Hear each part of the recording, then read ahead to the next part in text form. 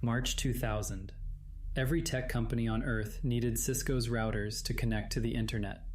They were printing money. They built the backbone of the internet. Real routers, real fiber, real infrastructure that still powers the web today. Then the orders stopped. Companies had built out their networks.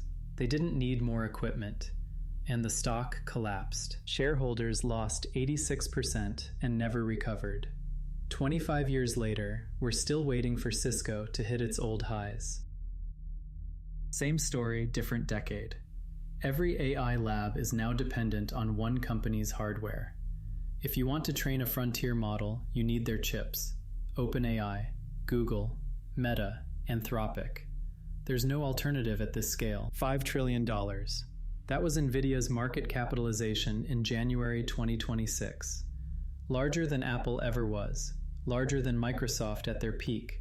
The most valuable company in stock market history. Makes graphics cards. In January 2025, Nvidia was worth $1 trillion. By January 2026, $5 trillion. A 5x in 12 months. The fastest wealth creation in stock market history. As Mark Twain observed, history doesn't repeat, but it rhymes.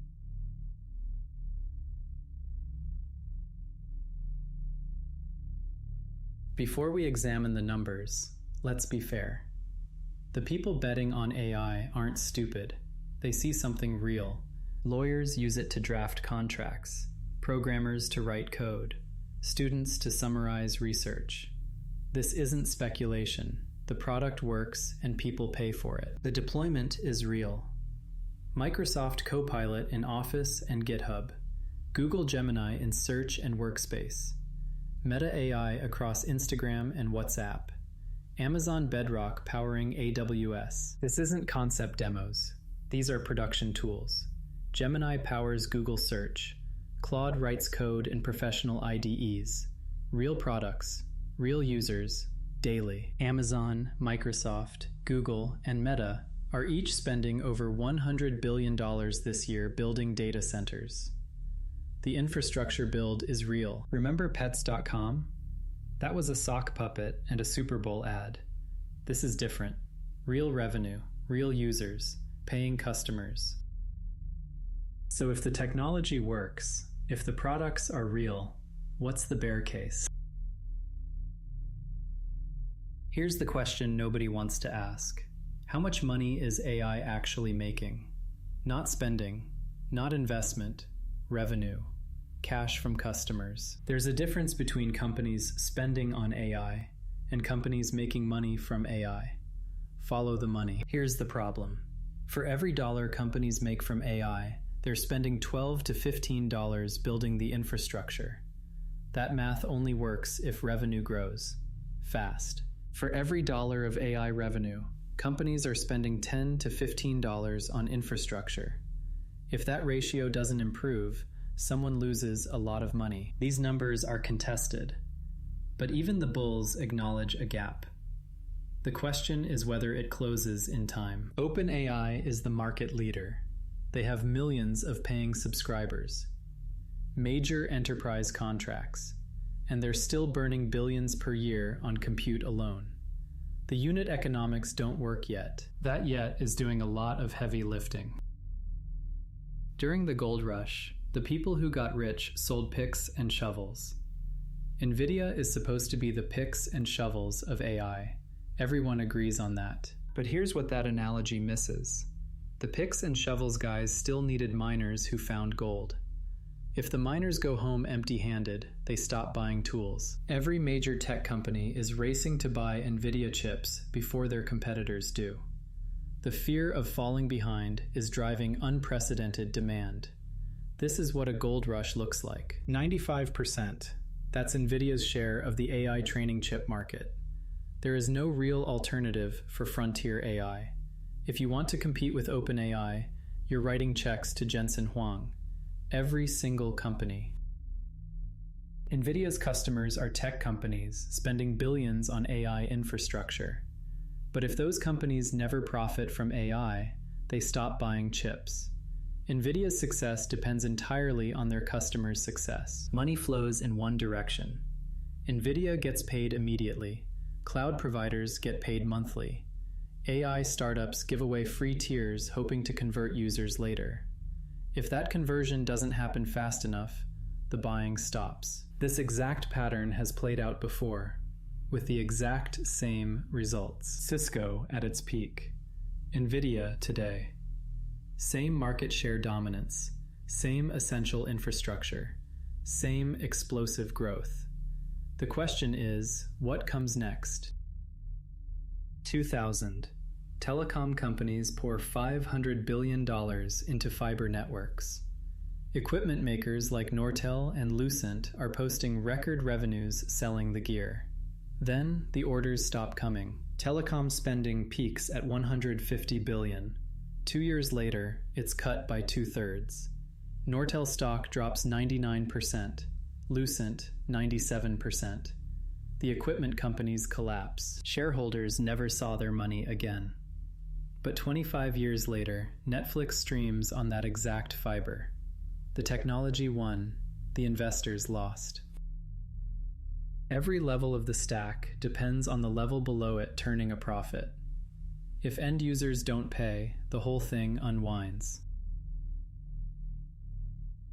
When new technology takes off, someone has to pay for it. With AI, the question is, who's actually writing the checks? ChatGPT's free tier serves hundreds of millions of users. Every single query costs OpenAI money. Someone is subsidizing that usage. For now, the hyperscalers can afford to play the long game. They have cash reserves measured in hundreds of billions and profit margins that let them absorb years of AI losses. Startups don't have that luxury. Most AI startups are burning venture capital to acquire users at below-cost pricing. We've seen this playbook before. Uber, WeWork, DoorDash. Venture capital subsidizes user acquisition for years before profitability. Sometimes it works. Sometimes it crashes. The question isn't whether AI works. Everyone knows it works. The question is whether it makes money. More money than it costs to build and run. Every transformative technology has had a bubble. Railways, radio, the internet. The technology was real every single time. The prices were wrong every single time. 1840s railways, 1920s radio, 2000 internet, 2024 AI. The pattern repeats. The technology was always real. The bubble was never about whether it worked. It was about how long investors had to wait to see returns. You could be completely right about the technology and still lose everything if you bought at the wrong time. Amazon survived. Pets.com didn't. Both were internet companies. The difference wasn't the technology. It was the business model and the balance sheet. The question for AI investors isn't whether AI will change the world. It will. The question is whether you're paying 20-30 valuations in 2026. Bears have been wrong before. Fair point. Let me give the strongest version of the bull case an honest hearing. The telephone took 75 years to reach 100 million users. Electricity, 46 years. The internet, 7 years. ChatGPT did it in 2 months. The adoption is real. These companies print money from their core businesses. Cloud, search, social, e-commerce. They can subsidize AI indefinitely if they believe it protects their moat. Patient capital wins long-term bets. 76% gross margins. That's not a hardware business. That's a software business disguised as chips. This kind of pricing power is rare, and it matters. But the strongest bull argument isn't about adoption. It's about pricing power. What if AI becomes a tax you have to pay? What if AI becomes unavoidable overhead? Microsoft bundles Copilot into Office. Google embeds Gemini into Workspace. Competitors who don't pay fall behind. If every company needs AI just to compete, it becomes mandatory overhead. Not optional. Required. This is a serious argument. Enterprise software has done this before. Adobe, Salesforce, Microsoft. Subscriptions become business necessities. Resistance is futile. I don't dismiss these arguments. They might be right. But Cisco had real margins too. The problem wasn't the business model. It was what happened when the growth rate slowed. Here's what I actually think. AI is not a bubble in the sense that it's fake. The technology is real. It works. It will change industries. That's not the question. Cisco taught us that lesson. So did Nortel, Lucent, Sun Microsystems. All real technology. All the wrong price. For these valuations to be justified, AI needs to become as essential as electricity or the internet. Not optional, not experimental. Mission-critical infrastructure that every business pays for monthly. Possible? Yes. Priced in today? That's the question. The market is pricing in a future where every company uses AI and pays for it. Monthly, at scale. If that takes longer than expected, valuations correct. I'm not predicting a crash. I'm observing elevated risk. Those are different statements.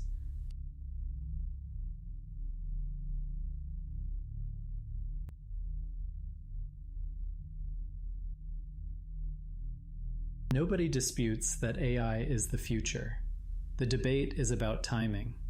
Are current valuations pricing in 2030 fundamentals? Think about it this way. Everyone agrees where we're going. The question is how long it takes to get there, and what happens to stock prices while we wait.